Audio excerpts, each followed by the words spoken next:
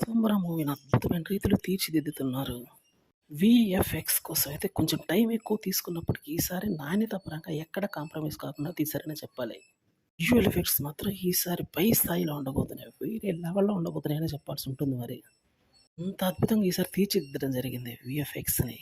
ఫస్ట్‌లో వచ్చినటువంటి teasers rumours పాలవ్వగా, ఈసారి తీసుకున్నటువంటి ఈ స్టెప్ మాత్రం అద్భుతంగా ఉందనే చెప్పాల్సి ఉంటుంది. స్టన్నింగ్ విజువల్స్ మాత్రం ఈసారి అందించబోతున్నాడు డైరెక్టర్ వశిష్ఠ. వేరే కొత్త లోకాల్లో విహరింపజేసే విధంగా అద్భుతమైన క్వాలిటీతో కూడిన గ్రాఫిక్స్ అయితే ఇందులో యాడ్ చేయబోతున్నాడు. చెత్త రకమైనటువంటి గ్రాఫిక్స్ కాకుండా కొత్త రకంగా మాత్రం అద్భుతంగా తీశాడని చెప్పాలి. అందుకని కొంత టైం ఎక్కువ తీసుకున్నప్పటికీ వాయిదాల మీద వాయిదాలు పడుతున్నటువంటి 'విశ్వంబర' మూవీ ఈసారి పెను ప్రకంపనలు సృష్టించే అవకాశం గట్టిగా ఉందని చెప్పాల్సి ఉంటుంది మరి.